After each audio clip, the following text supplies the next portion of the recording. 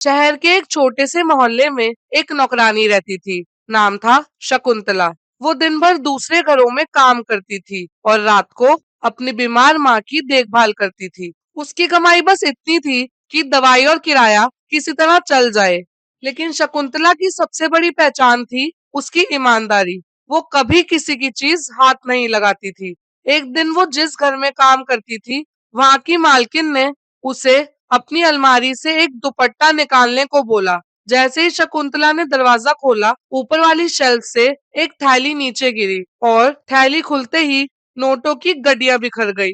पहली बार शकुंतला की आंखों में चमक आई। उसने सोचा, अगर ये पैसा मुझे मिल जाए तो माँ का इलाज भी हो जाएगा, किराया भी, और शायद एक छोटा कमरा भी ले सकूं। उसके दिल ने कहा, ले जा, कौन देख रहा है। पर अंदर की आवाज बोली, गलत पैसा सुख नहीं देता, बस बोझ बनता है। उसी समय उसकी मालकिन की आवाज आई, शकुंतला, हो गया क्या? वो घबरा गई और उसने पैसे वापस थैली में डालकर अलमारी बंद कर दी। पर जैसे ही वो बाहर निकली, उसी समय उसका मन डगमगा गया। केवल एक गड्डी ले लेती तो क्या हो जाता? मालकिन तो अमीर है, उन्हें किस चीज की कमी? उस रात वो नींद में बार बार करवटें बदलती रही। उसकी माँ ने पूछा, क्या हुआ बेटा?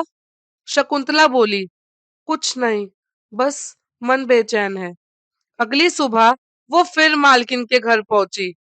उसकी मालकिन परेशान थी। वो शकुंतला से बोली, अरे, अलमारी में रखा 20,000 वाला बैग नहीं मिल रहा। शकुंतला का दिल दहल गया। उसने कुछ नहीं लिया था, पर डर का पसीना उसके माथे पर आ गया। वो मन ही मन सोचने लगी, अगर मुझे ही चोर समझ लिया तो? तभी मालकिन का बेटा बोला, मम्मी, आपका बैग तो आपने बैंक जाते समय कार में रखा था, याद है? कल वहीं छोड़ दिया होगा। मालकिन बोली, ओ हाँ, मैं तो भूल ही गई थी। शकुंतला ने राहत की सांस ली, लेकिन उसी पल उसके अंदर गहरा दर्द उठा। अगर मैं कल लालच में एक गड्डी भी निकाल लेती तो आज यहाँ खड़ी भी नहीं होती। मुझे चोर समझ लिया जाता, मेरी माँ सड़क पर होती और मेरी जिंदगी बर्बाद हो जाती। उस शाम शकुंतला घर लौटी और अपनी माँ के पैर दबाते हुए रो पड़ी और बोली, अम्मा, आज समझ आया, गरीबी बुरी नहीं होती, लेकिन लालच इंसान की पूरी इज्जत खा जाती है। उसकी माँ ने कहा, बेटा, गरीब पर बेशक पैसा कम होता है, पर उसके हाथ साफ हो तो भगवान भी उसके साथ खड़े होते हैं। तो दोस्तों, दो रोटी कम खा लेना, पर मेहनत की खाकर जीना।